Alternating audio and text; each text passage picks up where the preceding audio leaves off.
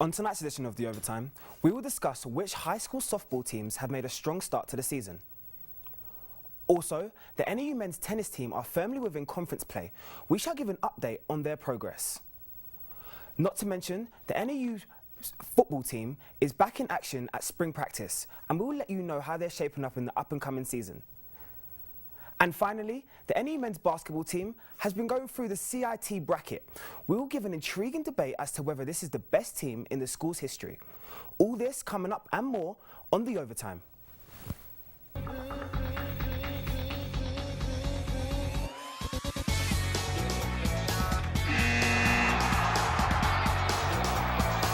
Well, thanks for joining us. Welcome to tonight's edition of The Overtime, Northern Arizona's best sports show. I'm your host for this evening, Jaydee Dyer. We have an eventful show planned for you tonight with incredible local sports action, and I'm lucky enough to be joined in the studio by local sports reporter Jason Friedman. How you doing, Jay? I'm doing great, Jaydee. It's great to be here. I'm really excited, and like you said, we got a huge show coming up, so let's get right into it. Well, Jace, as we spoke about last week, we spoke a lot about the high school baseball action that had been taking place. But let's not forget about the softball teams. In your opinion, who has shown an impressive start to the season so far? Well, when I look at who has been impressive this year, first team that comes to mind is the Coconino Panthers. The team doesn't have a dominant record right now, sitting at 5-3, but they have had some dominating wins, but none more impressive than the game against Flagstaff last week. Rachel Tossi got the start for the Panthers in that one and just blew the Eagles away, throwing a no-hitter and a 10-0 victory while setting down the final 10 batters in order to end the game. You make some really interesting points, and I've been keeping a close eye on the progress of Flag High softball team, who have posted some really impressive victories already this year over Kingman Academy and Green Valley. A really notable figure to keep your eye on is the freshman Madison Lee, who posted an impressive .333 batting average and a .389 on-base percentage. These girls really want to put a good run of games together to stake a strong claim for the playoffs, especially considering they are one of the 25 teams predicted in the preseason for the AZ Division II softball playoffs.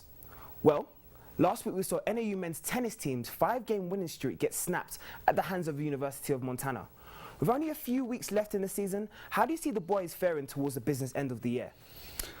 Well, this team did have its struggles early on in the season, but they came roaring back, winning their first 5 conference matches before dropping the last 2. But looking back on that win streak, it was really just a display of dominance that's rarely seen in any sport. So this team ripped off 3 straight 7-0 wins over North Dakota, Northern Colorado, and Eastern Washington. That 5-2 conference record has them sitting 5th in the Big Sky right now, and as long as they can kick this 2-game losing streak, they look to be in a good position to make a run for the conference championship. Well, Jason, as you said, despite the losses, NAU are still more than in contention for the postseason positions in the Big Sky Conference Championships. They are one of only 4 teams that have only suffered 2 defeats in the conference this season. Luckily, the Lumberjacks will have a chance to rectify their recent form as they are on the court again this weekend as they travel up to Sacramento in the Big Sky Conference rivalry against Sac State. This could have a real bearing on the final playoff picture. Moving on now, and for you and all you NAU football fans, spring is finally here, and that means that spring football is underway. With the team coming off a very inconsistent season last year, Jason, what do you think we should expect from the teams this year? Well, it was an up-and-down season last year for the Jacks. They lost some games they probably should have won, but they also provided one of the biggest upsets in school history when they took down the number 2 ranked Eastern Washington Eagles in the homecoming game. One player I'm looking forward to seeing this season is senior running back Casey Jahn. Jahn ran for over 800 yards last season and 4 touchdowns, and he's going to look to take on a bigger role in the offense this year. And there's also been some rumors going around about a former 5-star quarterback recruit from my hometown of Scottsdale, Arizona, making his way up north, but I'm going to let you touch on that one, Jaydee. That's right, Jay. And as the teams prepare for the up-and-coming season, the rumors are still circulating around the Lumberjacks' additions to their roster. Apparently, the Jacks have been rumored to be in the running to land Connor Brewer, who's a former top 10 quarterback prospect and was previously looked at by the University of Texas and the University of Arizona, respectively. But whoever ends up throwing from the quarterback position this season for the Jacks will understand that the threats that they will have ahead of them will be in abundance. And finally, the NAU men's basketball team have played incredibly well this year. It is clear from their form from the regular season has carried right through to the postseason, as they're in the running for the CIT postseason bracket. and they've been played with a real swagger as of late. Don't you think, Jace? It really poses the question as to whether this is the best NAU men's team in their history. What do you think? Well, the college ranks success is usually measured by making it to the NCAA tournament, which has only happened twice for the Jacks all time. The last time being in 2000 as a 15 seed when they almost upset the number 2 seed St. John's in a close loss. But this team has been playing really well in the CIT tournament, and that's certainly something to be proud of, but it isn't quite the big dance. But this team still has some key players coming back next year, and they've begun to develop a winning culture with head coach Jack Murphy. I would not be shocked to see this team playing in March Madness next year. You make a lot of really good points, Jace. Nothing more prominent than this being the first time that NAU have advanced to the CIT championships in the school's history. Maybe this is the greatest team in the history of NAU. That debate is still very much open in arms. All that can be said is that both senior guards Asim Dixon and Quinton Upshire have now played their final games for the Jacks. And it must be said that both of those gentlemen have been a credit to themselves and the program during their time here. They've left some pretty big shoes in the basketball team to fill, but we can't wait to see who steps in and fills them. Well, Jay, thanks for joining me, and I look forward to catching up with you later on in the show. See you soon. Yep, I'll be over there in just a little bit, Jaydee. And coming up after these short messages, we have our very own David Amada, who put together an interesting package on the Athlete for a Day program that was held at NAU. Trust me, you don't want to miss this. Stay tuned. Welcome back, and I'm your host again, Jaydee Dyer, for tonight's edition of The Overtime, Northern Arizona's only sporting show. And this week we had an elementary student from all over Flagstaff shadow some of the best and brightest students here at NAU. Our reporter David Amada has the story. NAU's campus was recently covered in elementary students from all over the Flagstaff area, and they were accompanied by some of NAU's premier student athletes. The Jacks celebrated the Student Athlete for a Day program with local students and gave them a taste of life as a college athlete. Monica Pruitt and Janae Vanderplow helped prepare the event and were proud with the turnout that showed up to take part in the Reach Out program.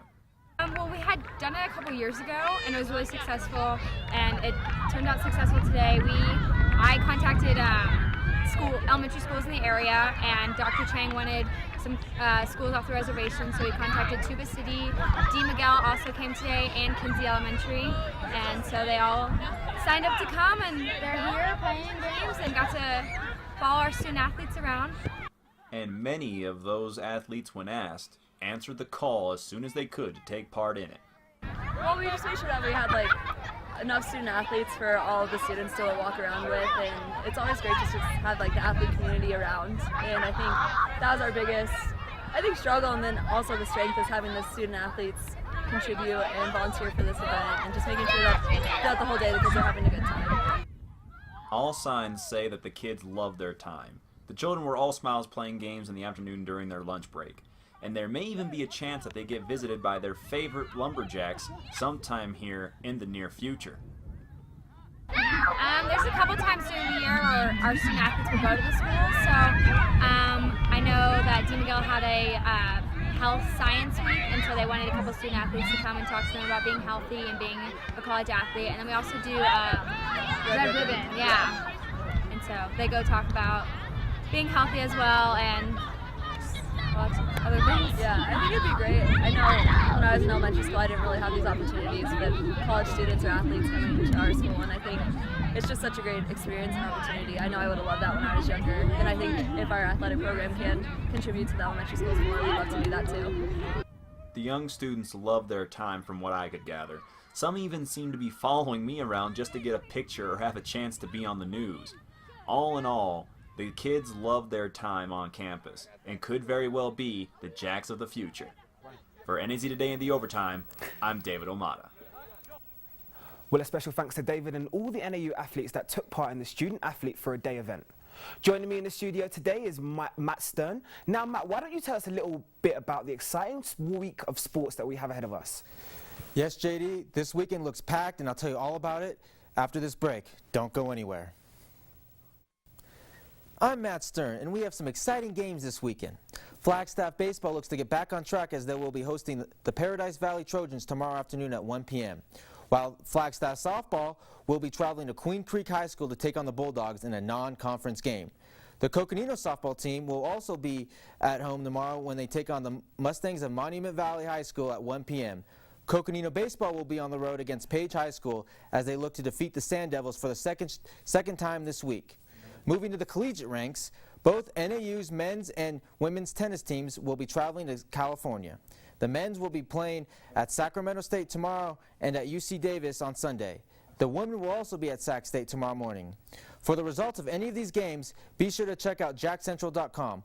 Well, that's all the time we got this week, so make sure to come out and enjoy this beautiful weather and your favorite local sports teams. Back to you, Jaydee. Thank you, Matt. Now I'm joined by Jason in the studio. Jason, why don't you tell me a little bit about the exciting sports that you're looking forward to this week? Well, I was actually planning on heading down to Phoenix this week to spend some time with my family, but I'm going to have to cut that trip short so I can get back up here on Saturday for that Flagstaff Paradise Valley baseball game. We're going to be broadcasting that one on KJAC, so make sure you turn into the KJAC app to listen to that. Of course. I'm really looking forward personally to the Coconino Panthers game at home this week to Monument Valley. I think I'll be going down there to see how the girls get on in the softball. Anything else you'll be looking forward to in sports this week? Well, I'm definitely going to be keeping an eye on both the tennis teams, see how they're faring in some conference matchups, see if they can get a step up on some of that competition and get up in the conference standings. Well, thank you very much for tuning in tonight, and many thanks to Jason Friedman and Matt Stern for joining me tonight on The Overtime. I've been your host, Jaydee Dyer, and it's been a pleasure. As always, check out the local sports teams in this weekend and make sure you check back in next week for The Overtime. Good night.